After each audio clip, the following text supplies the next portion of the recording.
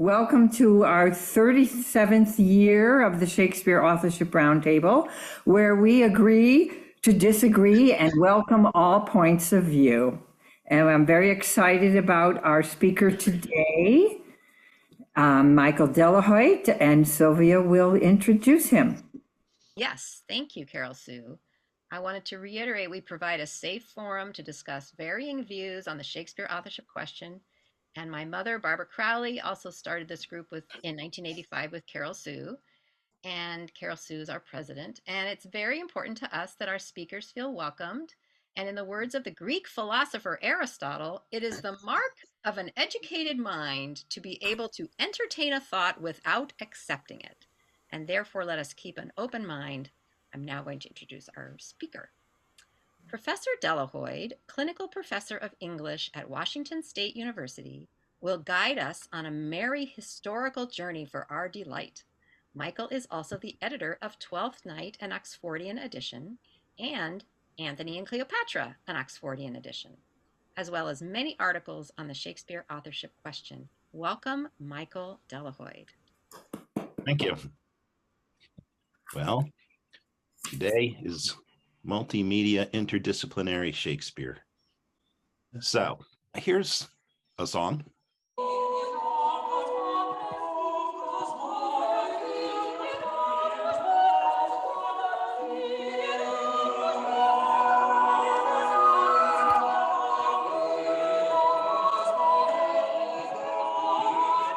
This is a madrigal, and the interesting thing about madrigals is that they rise in popularity and put England on the map in cultural arts at the same time as Shakespeare. That is the late 1500s. And how often is England really at the forefront of, the culinary arts or whatever else? But they finally, after, all their troubles, got on the map when it comes to having a Renaissance. And it amounted basically to the sonnets, to Shakespeare, and to these madrigals. Most of these madrigals are like these fa-la-la songs. It's springtime and we're dancing and fa-la-la, and it's pretty trite. But some of them are pretty sophisticated. And Thule, the period of cosmography, I'm not the first to suspect this, but think about the title itself. I mean, the and of, I know those. Period, I might suspect time period, but really what's the other secondary definition of period? It's like the punctuation mark, the end point. And cosmography, I guess I could figure out. It's the graphing the map of the cosmos. Well, that's a little grandiose. So they would have meant at the time, the known world. But what is Thule? Does anybody know? I see it just about every day.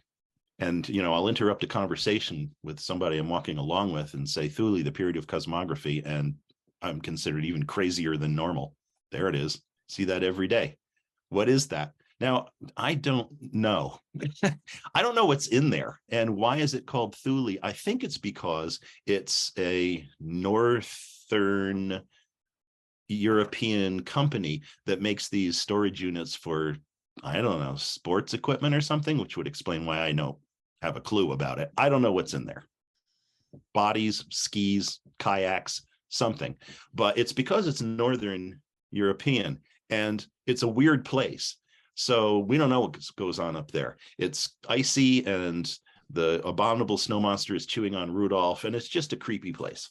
So it's a amazing title, not until Oops, I Did It Again is there like a more engaging title as Thule, the period of cosmography. Now, what you're hearing are a bunch of voices that are weaving together, which is the way these madrigals work. It's not the standard pop song that we've got now, where you get a chorus, you get an intro, you get a chorus, you get the verse, you get a chorus, you get another verse, you get the chorus, you get the chorus, you get the chorus, and slow fade.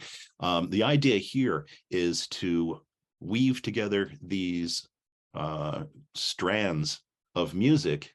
And then also you want word painting, it's called. You want the music not to just, go like a Sousa march in structure, but you're trying to illustrate in the music what the words are saying.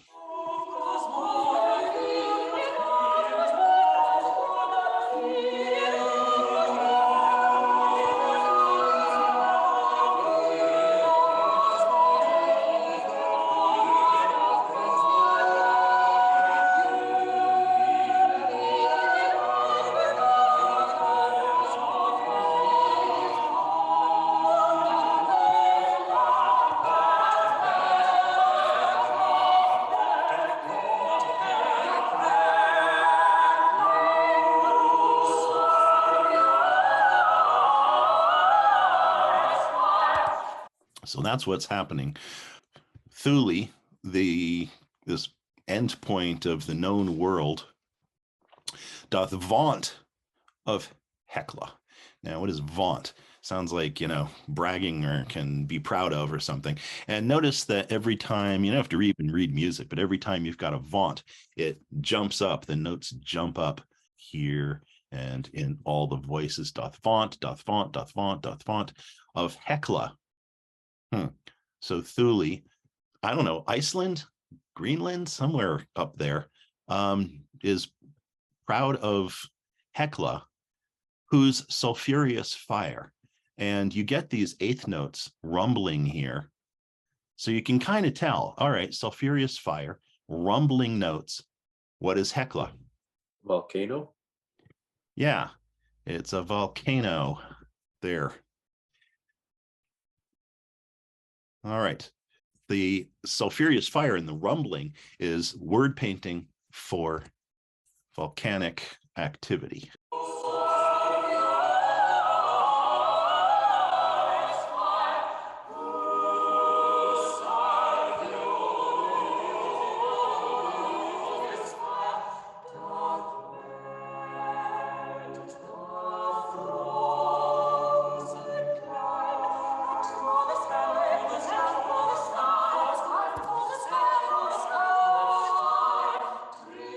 All right, so we've got Thule, the period of commodity, the font of Hecla, whose sulfurious fire, rumble, rumble, rumble, doth melt the frozen clime. Now, frozen clime, well, that's the great thaw. And so all the voices are in unison here, and they've slowed down, obviously, and thaw the sky. So the volcanic activity melts the frozen clime and thaws the sky. And this is basic word painting.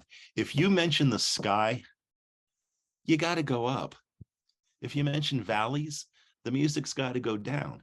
And there's this beautiful moment that I think is lost in Much Ado About Nothing by Kenneth Branagh, where he's in love now. So it should be that sonnets and songs are just kind of flying out of his fingers automatically.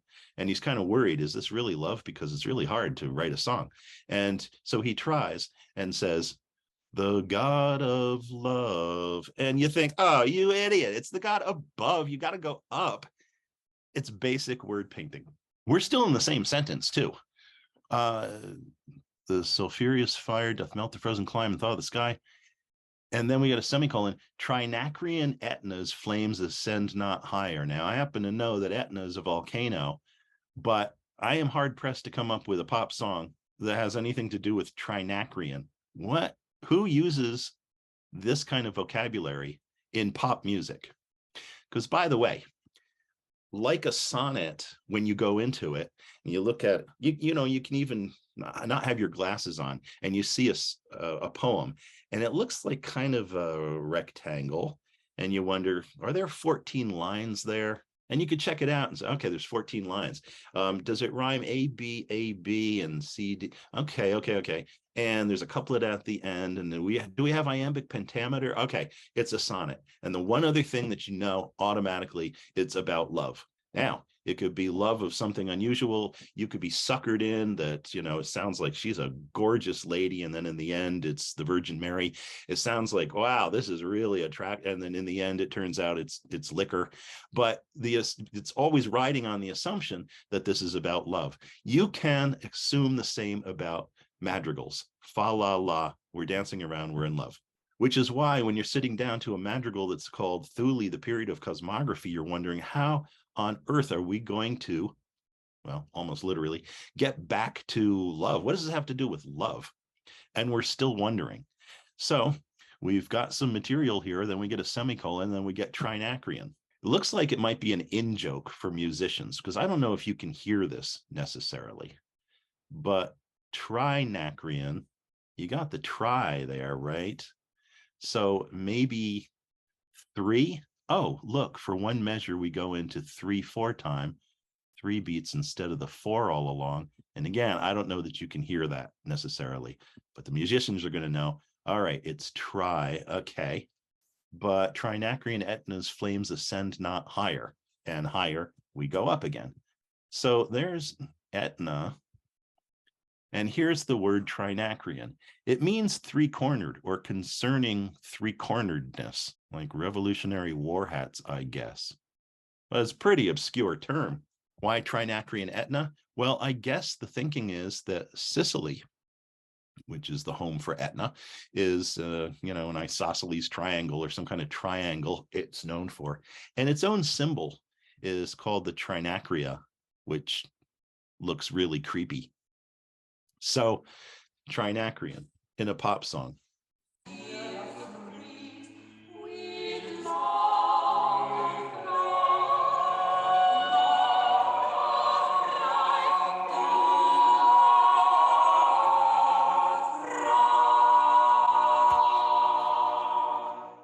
Okay, so where did we end up? How did we get to love? Thule, the period of cosmography, doth vaunt of Hecla, whose sulphureous fire doth melt the frozen clime and thaw the sky. Trinacrian Etna's flames ascend not higher. Period. Finally, and we get what's going to be the chorus. These things seem wondrous, yet more wondrous I. Thank you. Actually, that's not the idea.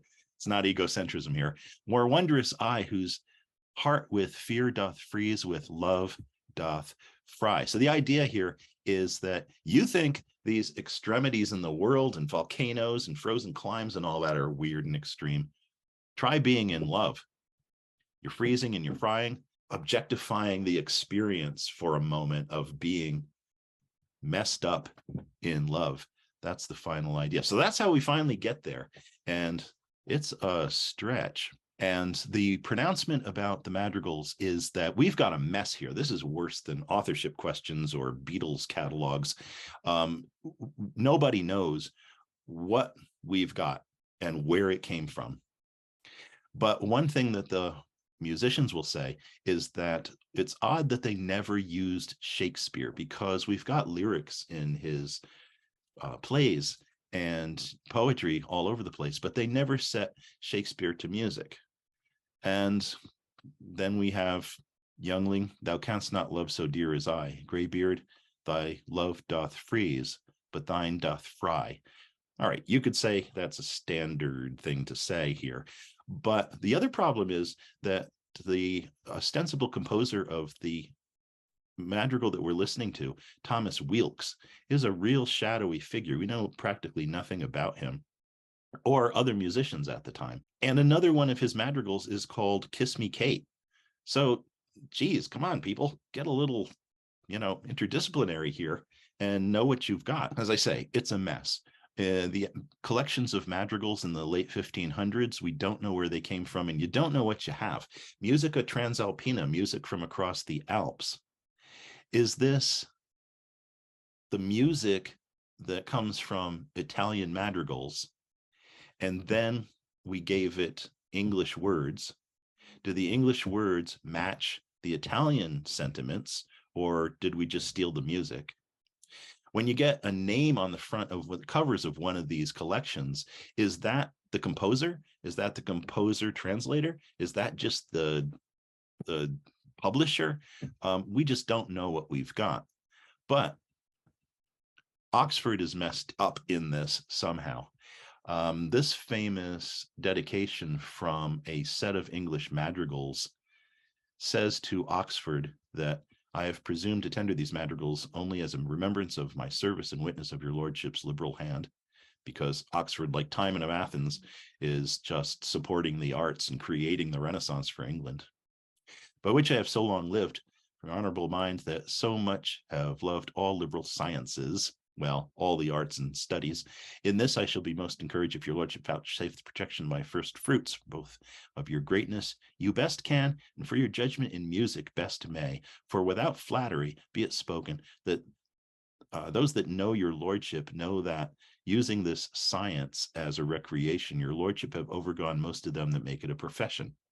So Oxford, the one-man Renaissance, is being told here that even though he's an amateur, he is doing that whole sprezzatura thing, that he is better than the professional musicians. Where's his stuff? Well, yeah, he was also the best at comedy and the best writer we have. And where's his stuff? is the question there. Is it possible that Shakespeare wasn't his only pseudonym? Other praises and connections to music, and plus the knowledge of music that exists throughout the plays. Here's the middle sonnet of the sequence, sonnet 76. I should say that there's another shadowy figure in the music scene named Thomas Watson. And he's also a sonneteer. He does the Hecatompathia, 100 sonnets, and Oxford is credited with doing the Latin introductions to each of the sonnets.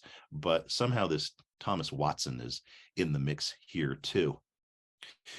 Oxfordians like this sonnet 76 because the middle line in this middle sonnet says, every word doth almost tell my name. And every is almost his name, evir or vir anagram.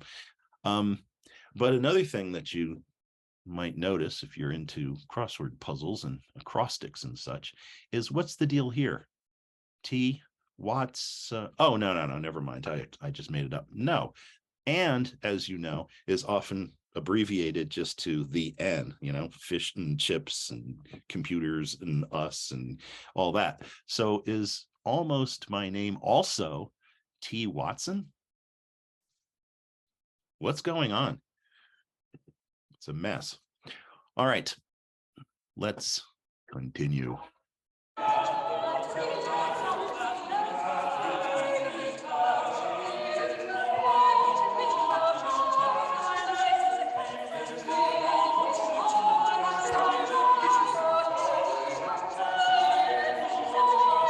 Whoa, too much to take. What have we got? The Andalusian merchant. Now I have to go to the dictionary again. What is Andalusian?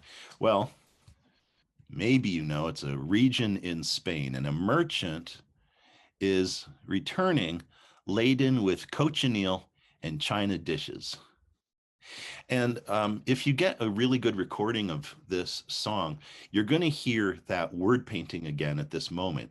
Cochineal and china dishes, cochineal, and the voices are overlapping. So you're going to keep hearing ch ch ch ch ch ch.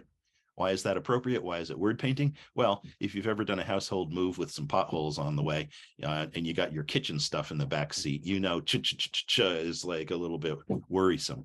But cochineal, what is cochineal? Another vocabulary word for a pop love song here. Anybody know? An insect whose body dye is used for coloring cloth. It is. It is a little tiny bug. In the Renaissance now, we're sending merchants over to Central America, southern Mexico, because these little bugs grow on a particular type of cactus. They're really good for dyeing, red dye. It's a stable sort of dye, and it can be very vivid too. I did a collaborative exercise with a scientist in entomology, and I got my cochineal. So cochineal and china dishes, it's going to sound like that in the barrels on the ship. I dyed this lovely sash here, the scarf. All right.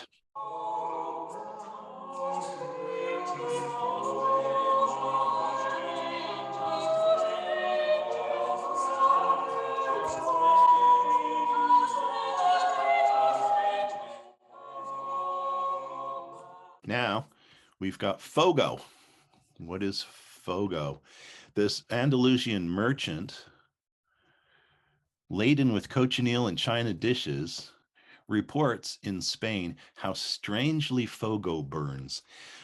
Musically, what you've got here is word painting of the strangely. You've got this chromatic creeping down in the voices, which does in fact sound kind of strange. But what is Fogo? Well, it's burning, and so probably it's another volcano. And it is in Cape Verde. All right, how strangely Fogo burns. Flying fish popping up all over the place.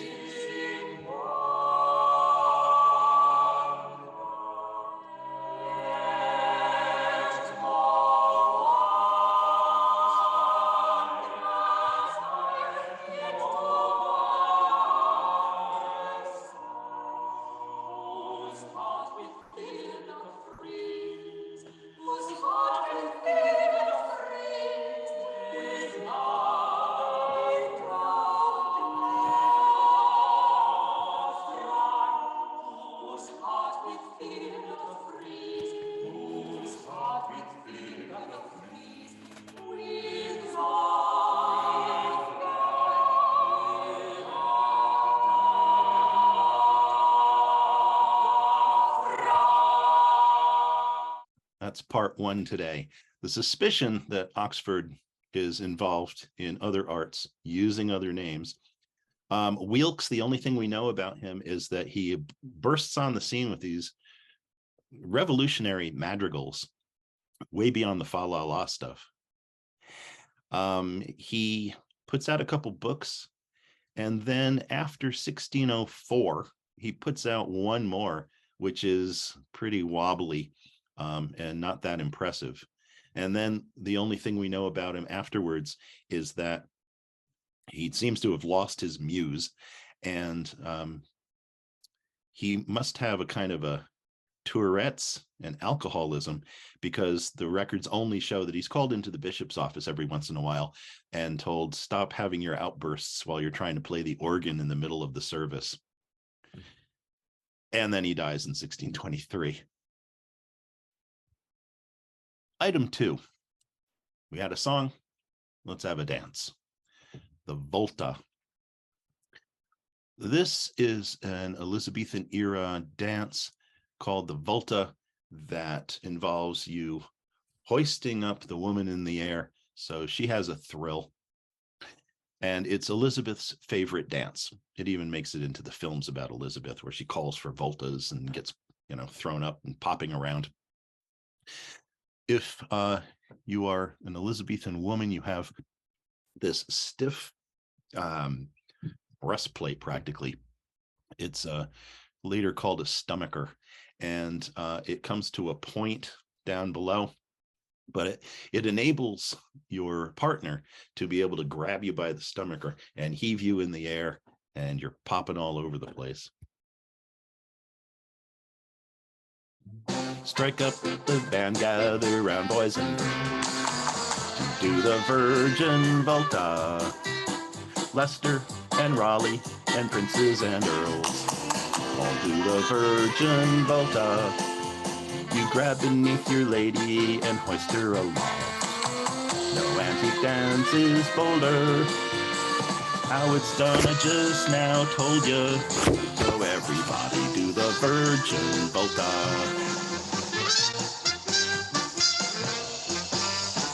I'm not saying anybody ever really screwed her. All I'm saying is, okay, come on. She was a tutor. Do it, do her till she's satisfied. It works just like hopscotch, but you also grab her crotch. It's sweeping the nation, this dance hall molestation. Oxford and Hatton and Sydney too. All did the Virgin Volta. We happy few soon turned into a crew. Do the Virgin Volta.